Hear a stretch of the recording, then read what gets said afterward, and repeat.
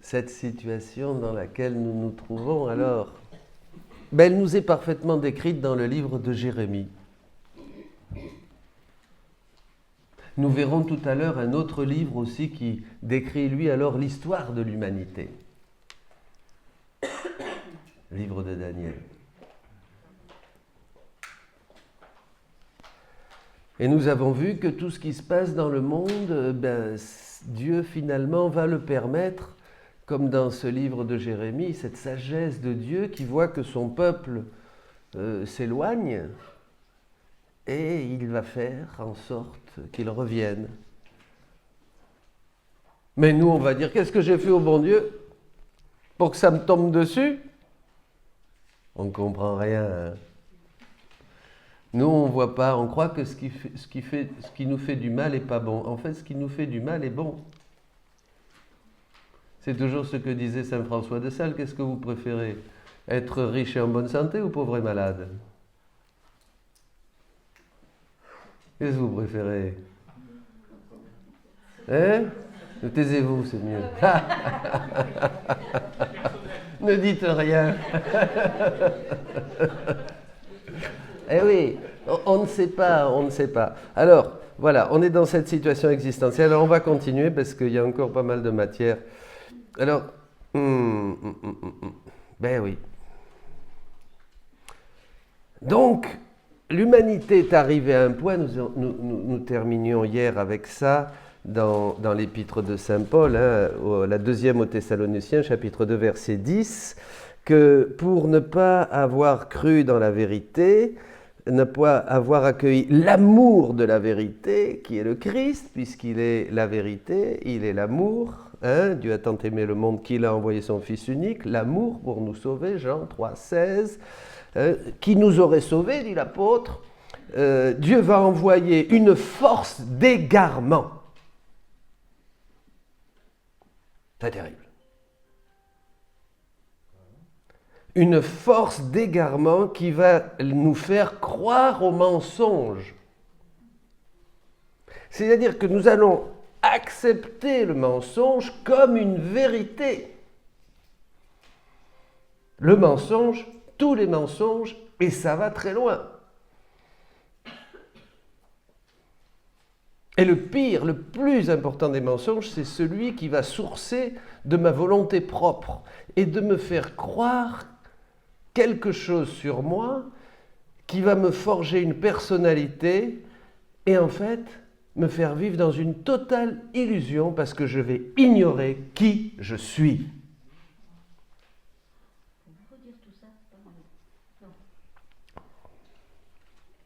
Je vais ignorer qui je suis parce que je vais croire aux mensonges. Et tous les mensonges, bien sûr, pas seulement ce que nous propose le monde, mais en fait le pire des mensonges, et c'est celui-là qui va être le plus dur à dégommer, c'est ce mensonge qui source de ma volonté propre, de mon ego, et qui me fait vivre dans une illusion sur moi-même, complète. Voilà. Et donc ça, c'est celui-là qui mourra le dernier. Et c'est celui-là qui nous ouvre au Christ. C'est pour ça que Jésus est mort sur la croix, pour qu'en lui, si vous mourrez avec lui vous ressusciterez. Dire là, voilà, tout est là, en fait, tout est là. C'est très simple. Vous savez, la vie spirituelle, la vie avec Dieu, c'est très simple. Pas du tout compliqué. Tout devrait être très simple. Bon, on avance parce que là on va rendre... Alors voilà, donc une force d'égarement parce qu'on n'a pas cru à la vérité, mais ils se sont complus dans le mal. Voilà, ça c'est très clair. Vous voyez? Alors, une fois qu'on a accepté ça, cette phrase redoutable de saint Paul, quelle solution? Quelle sera la solution si j'ai bien compris ça? Eh bien, il n'y en a qu'une. Retourner vraiment à Dieu. Avec tout ce que cela implique.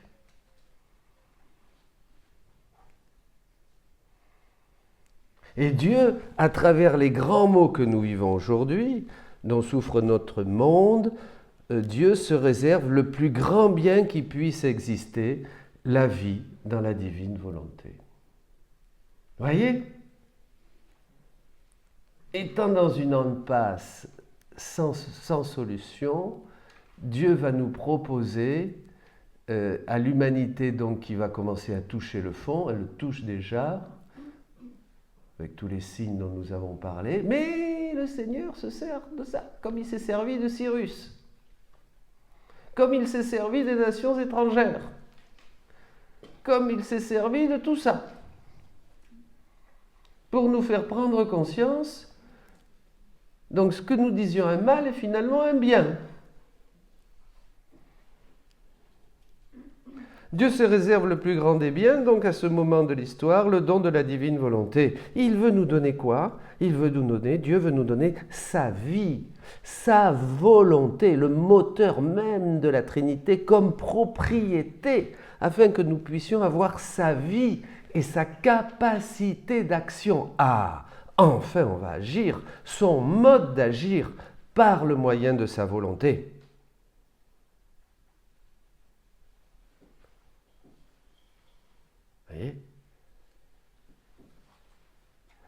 Et ainsi, il va nous permettre à tous ceux qui acceptent de vivre dans cette divine volonté et de multiplier la vie de Jésus. On va multiplier la vie de Jésus. On va la multiplier. On va multiplier les réparations, on va multiplier l'adoration, on va multiplier les glorifications du Père, on va multiplier la vie de Jésus. Un jour, Louisa voyait plein de Jésus devant elle, et Jésus disait, ce sont tous les actes que tu fais dans la divine volonté. Vous vous imaginez, chaque acte est une vie divine.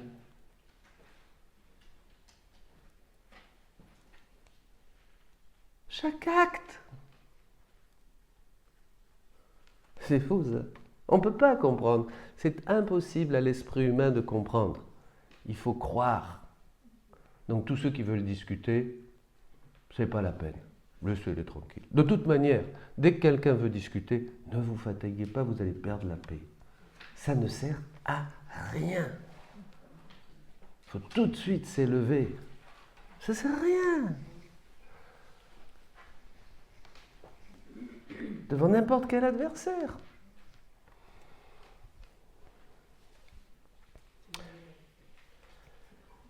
Qui va vaincre le démon?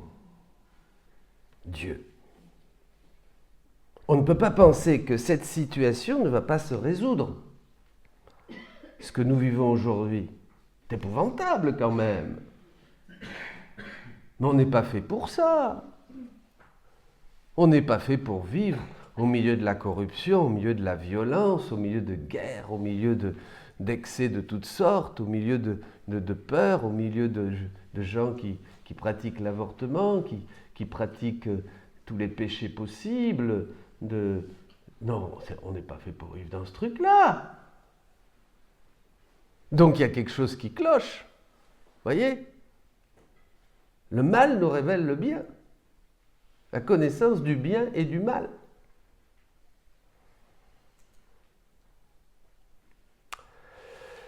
Est-ce qu'il va y avoir une guerre? Oui, non. Des persécutions? Oui, non, peut-être. Peu importe. Si ce n'est pas aujourd'hui, ça sera demain. Peut-être en 2022, peut-être en 2030, peut-être avant, peut-être après. Peu importe. Nous déjà, dans la divine volonté, on n'est plus dans le temps. Plus on fait des rondes, plus on cherche à vivre dans un mode continu, on n'est plus dans le temps. On est dans le Christ, mort et ressuscité, qui est le même hier, aujourd'hui et demain, dit l'Épître aux Hébreux. Donc vous voyez, il faut déjà s'habituer à vivre ça. Donc, peut-être, l'important, qu'est-ce qui est important? C'est le salut des âmes. Nous sommes sur la terre pour ça. Nous n'existons que pour les âmes. Pas pour défendre des opinions, des idéologies ou prendre parti au nom de je ne sais quelle commission chrétienne, au mouvement de paix, au mouvement machin, au mouvement truc chouette. Ça peut-être était bien un moment, je ne dis pas. Mais maintenant que vous avez la plénitude de la vérité, on vit dans un monde en convulsion. Pas pour des raisons politiques ou sociales, familiales ou autres, communautaires, non. Nous vivons dans un monde en convulsion parce qu'il a perdu la boussole qui indique où est Dieu. Nous ne savons même plus qui nous sommes. Qui est l'homme ?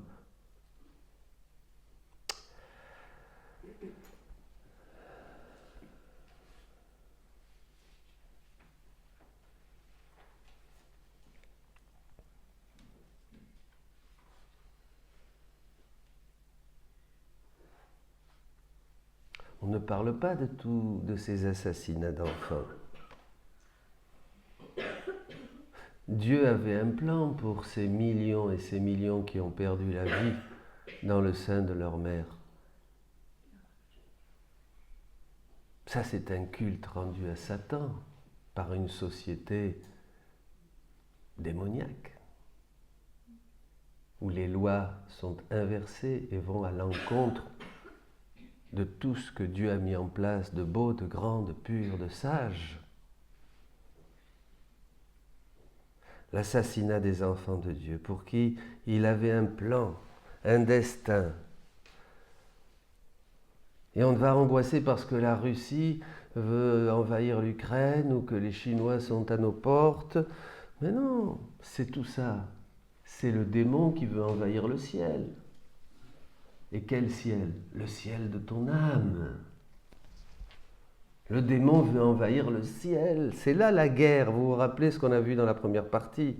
Le ciel de nos âmes, c'est ça son plan. Et donc prenons les armes pour commencer un retour massif à Dieu.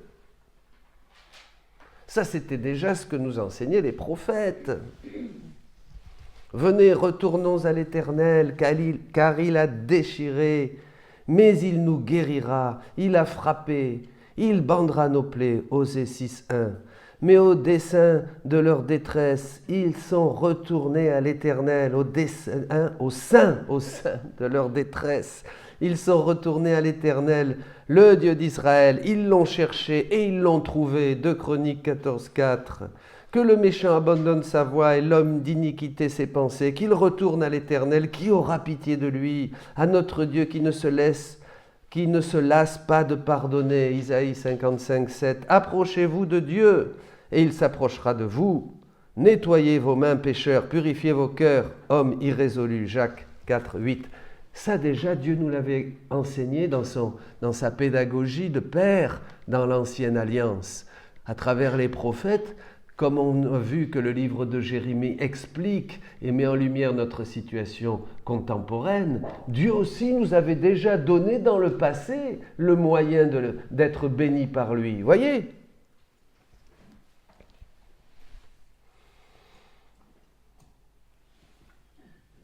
Un retour massif à Dieu. Beaucoup de nous, de nos frères, ont un Dieu de pacotille, un Dieu qui ne sert à rien, parce qu'ils ne reviennent pas à Dieu, parce que nous nous fabriquons des idoles même au sein de notre religion. Faut pas croire. Le désert est plein de mirages.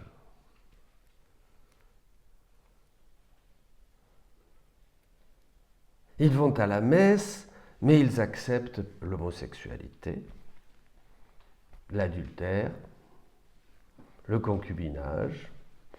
Ils ont une morale très laxiste sur tout ce qui est transhumanisme, ou même dans les cas quand même important, l'avortement aussi. Là quand même, il y a des limites, bien sûr.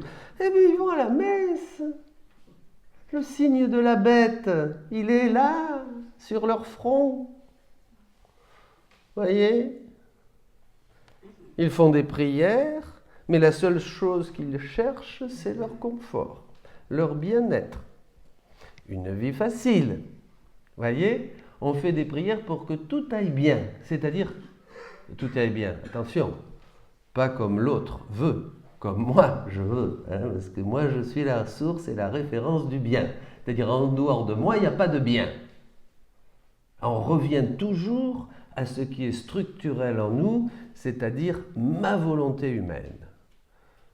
On voit le monde à travers les grilles de notre carte du monde. C'est terrible, vous savez. Ils font des prières, et ils demandent à Dieu, mais ils dénigrent et blessent le prochain. C'est la religion des hypocrites que Jésus va stigmatiser dans l'Évangile. Voyez ? Il ne faut pas croire que nous sommes tellement libérés de ça. Peut-être que je parle que pour moi, mais c'est une lutte tous les jours pour sortir de mon hypocrisie. Pas vous ? Il faut se remettre en question tous les matins quand vous faites les actes préalables. Et toute la journée, c'est ça qui est bien avec la divine volonté, parce que tu vas pouvoir vérifier si tes pensées, tes paroles, tes actes, tes opinions, tout ça, ce sont celles de Jésus, puisque c'est un échange de cœur. Et qu'il faut penser comme il pense, et qu'il faut parler comme il parle, et qu'il faut faire comme il fait. Donc toute la journée, on a la boussole.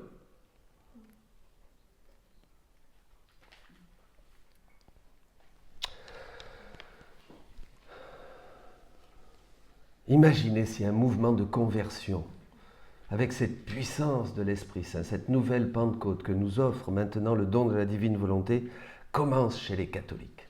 Waouh! Si nous commençons à chercher en vérité Dieu, nos yeux vont s'ouvrir. Nous verrons ce dont je vous parle. Nous verrons que Dieu nous donne des moyens pour dérouter Satan. Et ses plans, comment ? En nous unissant à Jésus, en nous unissant aux actes même de Jésus, aux actes rédempteurs de Jésus, et en les multipliant, les multipliant, les multipliant. Mais c'est une bombe! Si tous faisaient ça, vous vous imaginez, c'est ça le moyen que Dieu nous donne. Il n'y en a pas d'autre. Ne cherchez pas d'autres moyens, ne vous cassez pas la tête à inventer des choses. Prenez, comme on l'a vu, ce que Dieu donne. Éphésiens 6. Dieu nous donne une arme. Ah oui, Seigneur, je la prends, oui, mais alors attends, mais quand même, je vais quand même faire ça. Oh, ça aussi, attends. Dieu n'est pas compliqué. Il ne va pas mettre sous mon nez 50 000 moyens, vous voyez, à choisir. Dis, mon chéri, prends celui que tu veux. Alors tu peux prendre ça, ça c'est du calibre 29 ou calibre je sais pas. Ça c'est une Kalachnikov, tu peux prendre aussi si tu veux. Bon, oui. Ça c'est un bazooka, ça c'est à longue portée, hein, c'est pour, ça va plus loin. Ah oui, choisis mon enfant, choisis. Ça va pas ça. Dieu il te donne une seule arme, la sienne. Et dans la divine volonté, lui-même. Extraordinaire.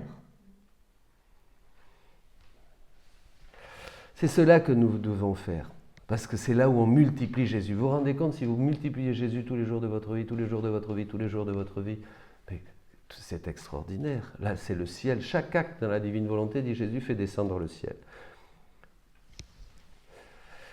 Nous sommes convaincus de cela ?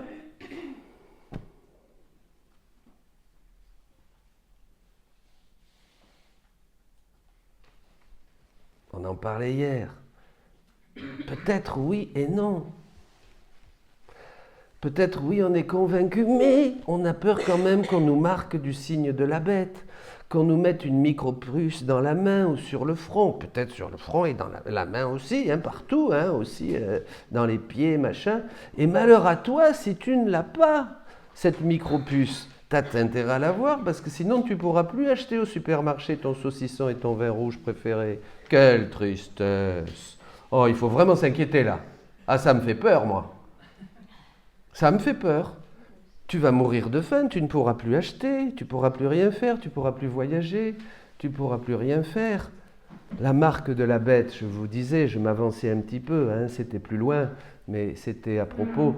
La Vierge Marie l'a dit que c'est cette marque dans la main, c'est le fait de faire les œuvres de l'ennemi, et que la marque sur le front, c'est d'accepter les œuvres du démon et sa manière de penser. Arrière, Satan, dira Jésus à Pierre, ta manière de penser n'est pas celle de Dieu, mais des hommes. Dès qu'on pense comme les hommes, on pense comme le diable. Parce que la pensée des hommes n'est pas la pensée de Dieu. Mes pensées ne sont pas vos pensées, dit le prophète Isaïe. Voyez, il ne faut penser que comme Jésus. Et c'est toute la journée une remise en question. C'est le combat spirituel. On nous en a parlé. Rien d'extraordinaire. On ne va pas non plus pleurer d'avoir à mener ce combat, c'est ridicule. C'est un combat pour la vie. C'est le combat qui va nous faire sortir de notre zone de confort, totalement enfermés dans l'illusion de nous-mêmes, pour nous faire entrer dans la glorieuse liberté des enfants de Dieu. On ne va pas pleurer. Alléluia. C'est bon les épreuves, c'est bon les combats, c'est bon les conflits, c'est bon les trucs que le Seigneur permet, comme nous l'avons vu dans le livre d'Isaïe, ces nations qui s'y mettent, ces gens qui... c'est la solution de Dieu. On l'accepte.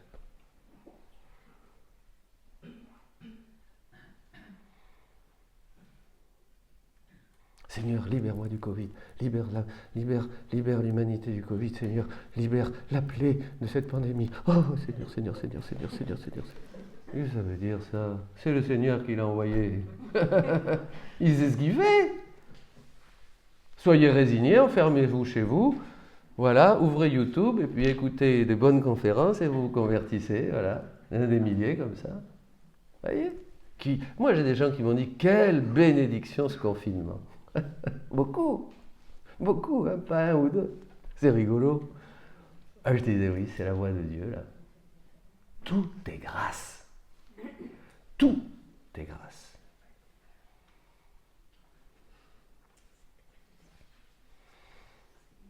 La manière de penser. Je vous demande, qui est vraiment contre tout ce qui se fait dans l'actualité? 80% de la population accepte tout cela. 80% des cathos, peut-être. 70, je ne sais pas, mais un grand nombre. Et ensuite, on va accuser les gouvernements, on va accuser les lois, on va accuser le Parlement. Mais non! Et le communisme et le socialisme. Et celui encore qui vient là, oh là là, et cette assemblée, on n'a rien compris. Allez au livre de Daniel et vous verrez que tout est écrit depuis des milliers d'années. Mais on n'est pas dans la sagesse de Dieu. On est à la recherche de l'immédiateté d'une solution humaine, parce qu'on est humain, enfermé dans l'humain, pétri dans l'humain. C'est très dur, vous savez, de sortir de l'humain, de notre zone de confort, de notre prison. C'est très dur. C'est du miracle. Il n'y a que Dieu qui peut le faire. Aux hommes, c'est impossible. Exactement. Il faut des touches. Les mystiques disent qu'il faut des touches substantielles qui visitent l'âme et qui accomplissent ce qu'elles font. Les touches substantielles, il y a des paroles substantielles, des touches substantielles. Il y a plusieurs types de messages de Dieu. Il y a les paroles formelles, les paroles successives, ce qu'on reçoit dans la prière. On est un peu inspiré, on se dit, oh là là, c'est formidable, je suis saint, je suis inspiré. Et on va le dire aux autres, vous savez, comme ça. Alors ça, mais ça, c'est rien. Ça, c'est les touches substantielles que Dieu donne pour parfaire l'âme et la disposer au mariage mystique. Quand vous lisez le livre 1, vous verrez que Louisa, Jésus la visite comme un époux, comme un amoureux. Il la visite, il la visite, il la visite, il la visite, il la visite. Et il la revisite. Il la prépare au mariage mystique. Vous voyez? Très, très important. Je vais le lire. La première année du règne de Balthazar, roi de Babylone, Daniel eut sur son lit un songe et des visions dans son esprit. Alors, il mit le songe par écrit. Début du récit. Daniel prit la parole et dit, « Au cours de la nuit, dans ma vision, je regardais. Les 4 vents du ciel soulevaient la grande mer. 4 bêtes énormes sortirent de la mer, chacune différente des autres. La première ressemblait à un lion, et elle avait des ailes d'aigle. Tandis que je la regardais, ses ailes lui furent arrachées. et elle fut soulevée de terre et dressée sur ses pieds comme un homme. Et un cœur d'homme lui fut donné. La deuxième bête ressemblait à un ours. Elle était à moitié debout et elle avait 3 côtes d'animal dans la gueule, entre les dents. On lui dit « Lève-toi, dévore beaucoup de viande ». Je continuai à regarder, je vis une autre bête qui ressemblait à une panthère. Et elle avait 4 ailes d'oiseau sur le dos. Elle avait aussi 4 têtes. La domination lui fut donnée. Puis, au cours de la nuit, je regardais encore. Je vis une 4e bête terrible, effrayante, extraordinairement puissante. Elle avait des dents de fer énormes. Elle dévorait, déchiquetait et piétinait tout ce qui restait. Elle était différente des 3 autres bêtes. Et elle avait 10 cornes. Comme je considérais ces cornes, il en poussa une autre, plus petite, au milieu. 3 des premières cornes furent arrachées devant celle-ci. Et cette corne avait des yeux comme des yeux d'homme et une bouche qui tenait des propos délirants. Je continuai à regarder. Des trônes furent disposés et un vieillard prit place. Son habit était blanc comme la neige et les cheveux de sa tête comme de la laine immaculée. Son trône était fait de flammes de feu, avec des roues de feu ardent. Un fleuve de feu coulait, qui jaillissait devant lui. Des milliers de milliers le servaient, des myriades de myriades se tenaient devant lui. Le tribunal prit place et l'on ouvrit des livres. Je regardais, j'entendais les propos délirants que vomissait la corne. Je regardais, et la bête fut tuée, son cadavre fut jeté au feu. Quant aux autres bêtes, la domination leur fut retirée, mais une prolongation de vie leur fut donnée pour une période et un temps déterminés. Je regardais au cours des visions de la nuit, et je voyais venir avec les nuées du ciel comme un fils d'homme. Il parvint jusqu'au vieillard, et on le fit avancer devant lui. Et il lui fut donné la domination, gloire et royauté. Tous les peuples, toutes les nations et les gens de toutes langues le servaient. Sa domination est une domination éternelle qui ne passera pas, et sa royauté une royauté qui ne sera pas détruite. Moi, Daniel, j'avais l'esprit angoissé, car les visions que j'avais me bouleversaient. Je m'approchai de l'un de ceux qui entouraient la vérité. De tout cela. Il me répondit et me révéla l'interprétation. Ces bêtes énormes au nombre de 4 sont 4 rois qui surgiront de la terre, etc., etc.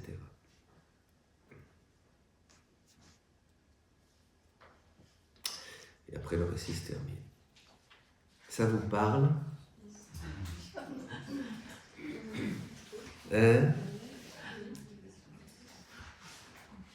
Alors, voyez, la première bête, c'est un lion avec des ailes. Les ailes lui sont arrachées, ben, c'est évidemment la chute, c'est l'homme. Et il revient homme avec un cœur d'homme. Et la troisième bête, la pire de toutes, qui est très rapide, elle est là pour tuer.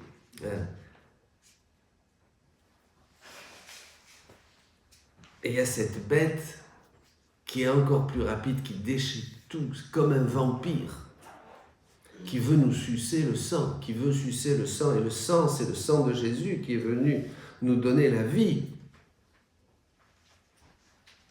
Il veut tout. Elle veut tout nous enlever, cette bête.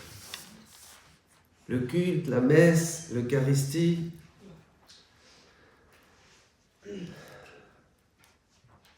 Regardez dans certains pays où il n'y a plus rien. Je pense à la Chine. Terrible là-bas de se rassembler. On n'a pas le droit de se rassembler pour prier. Vous vous rendez compte, il n'y a plus de liberté religieuse, bien sûr. C'est dangereux de dire qu'on a la foi et de se retrouver pour prier. Pourquoi cette rage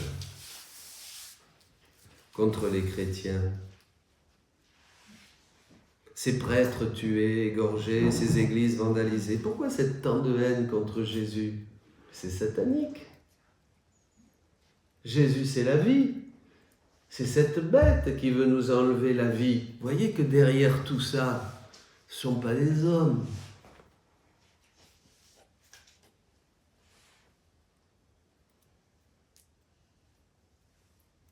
Je vous parle à vous, dit l'apôtre, qui êtes spirituels. Je vous dis des choses spirituelles. Des choses qu'il faut comprendre en esprit. Ce que je vous dis là, par exemple, il faut le comprendre dans l'esprit. Sinon, on reste dans l'humain et on ne comprend rien. Ça vaut pour ça, mais ça vaut même pour soi-même.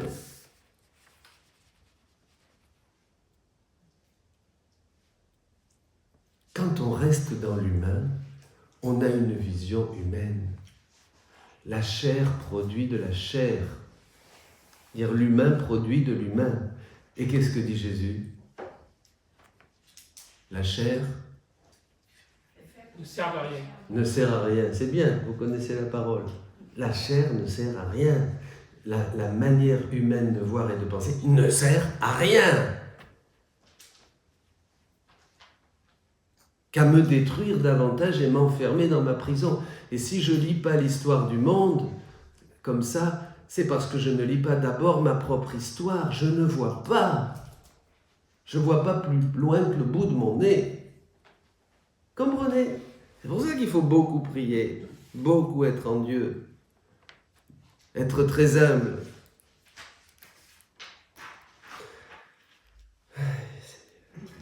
Il faut déchristianiser à tout prix, pas seulement tuer, il faut tout déchristianiser, tout, enlever complètement Dieu de la surface de la terre. Il faut qu'il n'y ait plus rien de Dieu. Il faut empêcher le règne de Dieu de s'établir sur la terre par tous les moyens possibles. Au Canada, on en enlève même le nom des rues qui ont un nom de saint chrétien. Il ne faut plus mentionner Pâques ni Noël. Qu'est-ce que c'est? Fête d'hiver et fête du printemps. Il faut vraiment... L'homme veut être Dieu. Quelle stupidité. Pas vrai? Mais c'est la mienne. Priez pour moi. Et c'est aussi un peu la vôtre, j'espère. On est comme ça.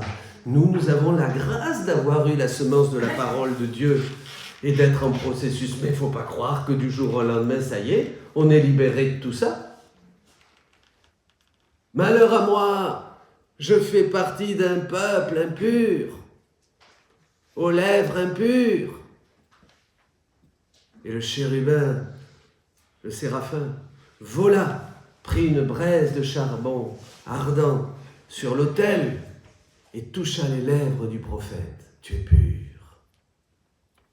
Les sacrements, l'Eucharistie, la vie chrétienne, la grâce viennent nous toucher pour nous guérir et nous faire cheminer avec Jésus. Jusqu'à maintenant.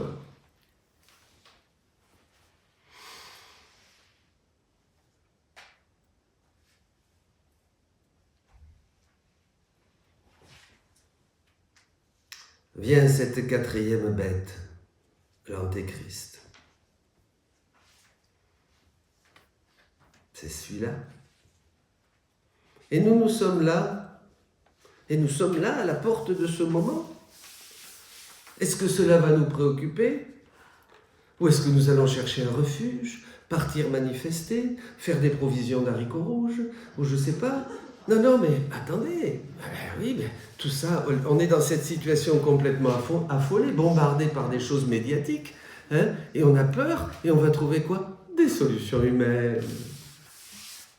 Au lieu de continuer dans le projet de Dieu, au lieu de continuer contre vent et marée, vraiment, et d'embrasser avec les armes même de Dieu, revêtez l'armure de Dieu, dit l'apôtre au chapitre 6 d'Éphésiens, pour pouvoir résister aux jours mauvais. Mais c'est le moment de résister, c'est le moment, on ne va pas se décourager. Formidable. C'est merveilleux.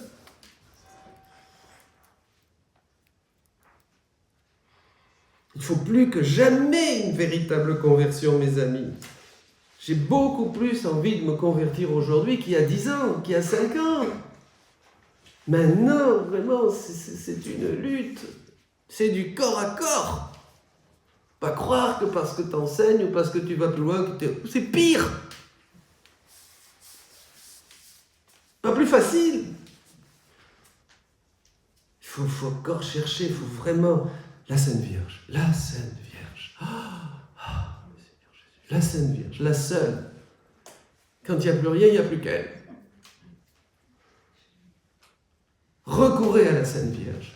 Blottissez-vous en elle. Demandez-lui de vous libérer de vous-même et de toute illusion sur vous-même. Sinon, vous êtes foutus. Et croyez pas que ça va s'améliorer.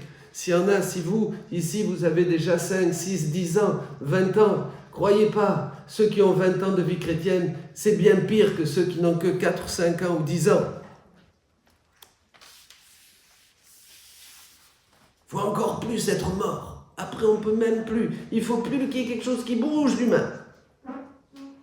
Il y a encore un petit doigt, un petit machin, ça ne va plus. Alors là, il va s'y mettre. Vous me suivez? Il faut être mort. Si nous mourrons avec lui, nous vivrons. Il faut être mort. En fait, Jésus vient pour nous amener vers la mort, parce que quand le Christ meurt, c'est nous qui mourrons. Ce qui nous porte. Vous voyez? Bon, c'est un autre thème, ça nous introduit à la passion. En fait, c'est extraordinaire. Et c'est beau. Et plus nous mourrons, plus nous vivons.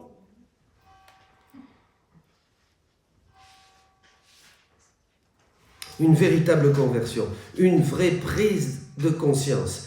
Il faut une lucidité impitoyable sur notre situation actuelle pour pouvoir dire fiat en vérité. Sinon, c'est de la rigolade. Lucidité impitoyable. Ah, vous avez déjà entendu parler de l'illumination de la conscience? Oui. Et c'est ça.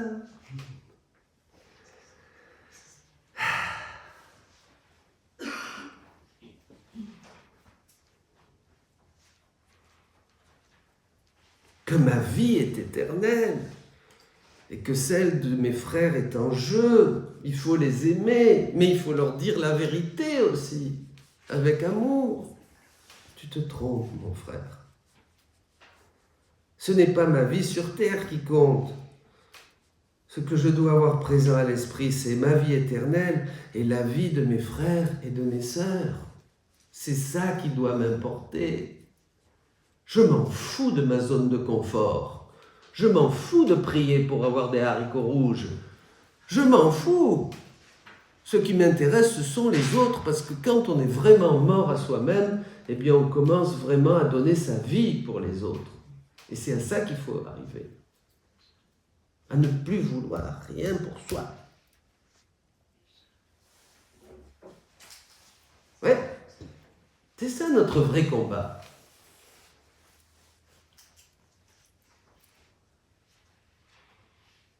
Ma vie sur terre va se terminer, je vais mourir aujourd'hui ou dans 10 ans ou plus, je ne sais pas, peu importe, je vais mourir, mais mon âme va vivre éternellement. Ce qui est en jeu, c'est la vie de mon âme. J'espère que tout ce dont nous parlons maintenant et partageons sur la divine volonté laisse des traces dans votre esprit, dans votre cœur, ou des doutes, des remises en question. Dieu est en train de faire quelque chose, peut-être maintenant. Il te parle. Peut-être nous nous sommes trompés quelque part.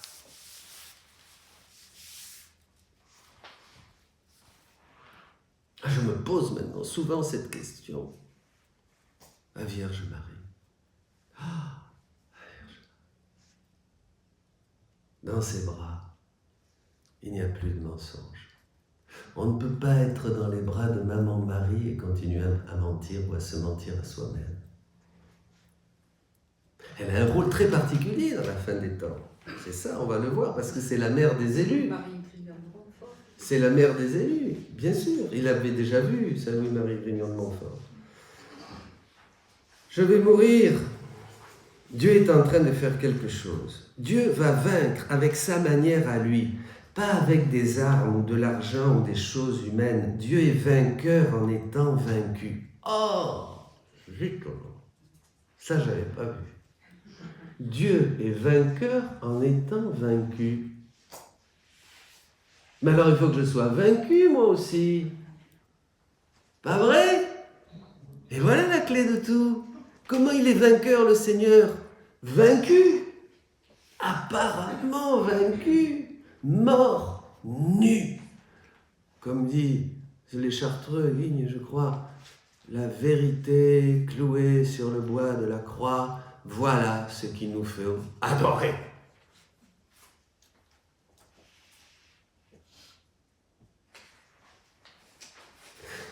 Il est vainqueur en étant vaincu. Dieu est vainqueur lorsqu'il est sur la croix le vendredi saint. Nous sommes à ce moment, on a enlevé Dieu de la société, dit Jésus à Louisa, des écoles, des conversations, on veut l'enlever de partout. Tiens, je vais lire le texte. Ô monde inique, tu fais tout pour m'évincer de la surface de la terre, pour me bannir de la société, des écoles, des conversations. Tu conspires pour démolir les temples et les autels, pour détruire mon église et tuer mes ministres. Quelle prophétie de Louisa quand même extraordinaire. Je vous donne la référence après. De mon côté, je prépare pour moi une ère d'amour, l'ère de mon troisième fiat. Pendant que tu tenteras de me bannir, je viendrai par derrière et par devant pour te confondre par l'amour. Partout où tu m'auras banni, j'érigerai mon trône et je régnerai plus qu'avant et d'une manière qui te surprendra jusqu'à ce que tu tombes au pied de mon trône foudroyé par mon amour. Et il ajouta, ma fille, les créatures se précipitent plus dans le mal que de machination elles ruminent et de ruine elles préparent. Elles iront jusqu'à épuiser le mal lui-même, mais pendant qu'elles poursuivront ainsi leur chemin, je verrai à ce que ta volonté soit faite sur la terre comme au ciel arrive à son complet accomplissement.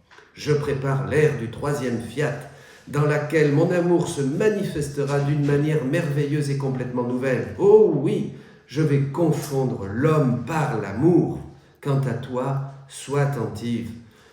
Je te veux avec moi pour préparer cette céleste et divine ère d'amour. Nous y travaillons main dans la main. Volume 12, 8 février 1921.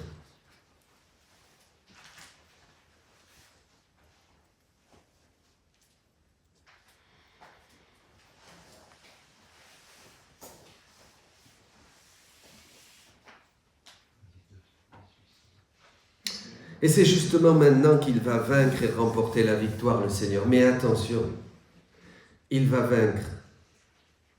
Comment? À travers nous. Il ne peut pas sans vous. Il ne le fera pas sans vous. Il pourrait sans vous. Il pourrait sans vous. Mais il ne va pas le faire. Il va vaincre à travers nous, comme dit Apocalypse 22. Le Christ est mort il y a 2000 ans et tous pensaient avoir gagné. Il ne restait que 11 personnes, les apôtres. Et ces 11 personnes étaient chargées de garder et de protéger le représentant de Jésus sur la terre. Qui? Marie.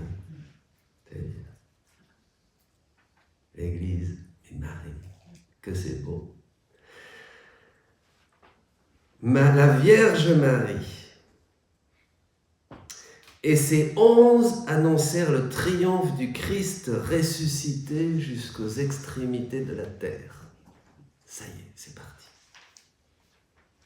Extraordinaire. Maintenant, nous sommes à ce moment où l'Église, relisez le catéchisme, l'Église de la fin des temps, doit entrer dans sa passion, la passion du Christ. Cela a été annoncé. C'est la doctrine de l'Église. Elle ne va pas mourir, mais elle va renaître, dit Jésus, encore plus belle, dit-il à Louisa. Comment? À travers un petit reste qui prend soin de la mère de Jésus, la Vierge Marie. Oh, la Vierge Marie. Quand on est dans ses bras, plus de mensonges. La seule chose, c'est qu'il ne faut pas en sortir. Mère et reine du royaume de la divine volonté. On va prendre soin d'elle et elle va prendre soin de nous. C'est toujours un échange de cœur. C'est là où on peut vérifier, voyez. Ne faites rien qui puisse lui déplaire. Faites tout comme elle, en elle, avec elle, pour elle. Et là, vous êtes sûr de ne pas vous tromper. N'acceptez rien, ni en vous, ni en dehors de vous, qui n'est pas d'elle. Là, vous êtes sauvés. C'est une mère, vous savez, c'est extraordinaire d'avoir une maman comme Marie. Dans les derniers temps, Marie est cette femme triomphante qui va nous faire partager au triomphe de son cœur immaculé. Elle est chargée de conduire qui? Le petit reste. Et qui sont-ils? Ben justement, ces enfants, les choisis, ceux qui disent « fiat voluntas tua », ceux qui entrent dans l'ère de paix, dans l'accomplissement du Notre Père. Vous comprenez là? C'est lumineux, mais c'est lumineux. Hein?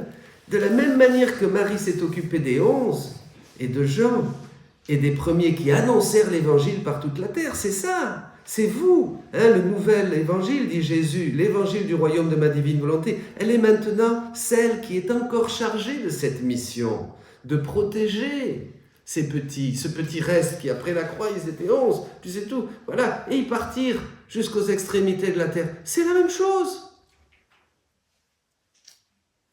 C'est cyclique. Comme Jérémie vous montre l'histoire des mondes, et bien pareil, là, ça recommence.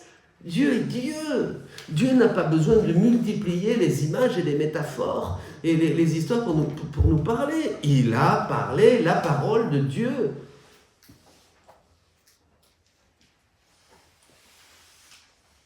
Vous voyez? Elle est chargée de cette mission parce que c'est son rôle dans les derniers temps. Elle est cette femme revêtue du soleil, couronnée d'étoiles et la lune à ses pieds. Elle est la mère qui prend soin de ses petits, de ses choisis qui ont la mission d'annoncer le royaume de la divine volonté à toute la terre. Relisez les textes du livre du ciel et du volume de la Vierge Marie dans le royaume de la divine volonté est encore là. Et alors cette Jérusalem du ciel descendra sur la terre comme dans le livre de l'Apocalypse, voyez. Il n'y aura pas un seul arbre de vie, mais des arbres en quantité, des arbres de vie en quantité qui donneront la vie et la guérison tous les mois de l'année. Leurs feuilles peuvent guérir les païens. Les païens. Apocalypse 22:2. Beaucoup d'arbres, c'est-à-dire beaucoup de Jésus, des Jésus multipliés dans tous ses enfants, ceux qui croient. Il faut croire que c'est Jésus qui parle, comme nous le lisons dans les évangiles, c'est la crédibilité que Jésus parle et enseigne à travers Louisa et le livre du ciel. Il nous faut avoir ça au cœur quand on commence à lire le livre du ciel, sinon ça ne sert à rien. Cette victoire, c'est que cette multiplication de Jésus en vous, par vous, c'est une multiplication des arbres de vie qui guérissent avec leurs feuilles, dit l'Apocalypse. Vous voyez comme l'Apocalypse se réalise? Il n'y a que Dieu qui peut nous montrer la manière dont se réalise l'Écriture. Attention aux faux prophètes. Ceux qui croient sont multipliés. et deviennent ces arbres qui guérissent et qui donnent la vie aux nations païennes. En lui, dit Saint Jean, hein? Bien sûr, ceux qui croient en lui et font ses œuvres, et même des plus grandes encore, disait Jésus. C'est fou, un Jésus eucharistique en chacun d'entre nous. Et cela sera enfin la fin et la victoire totale sur le démon, sur le monde, sur tout. C'est la seule manière de vaincre avec la divine volonté. Amen. Soyez bénis.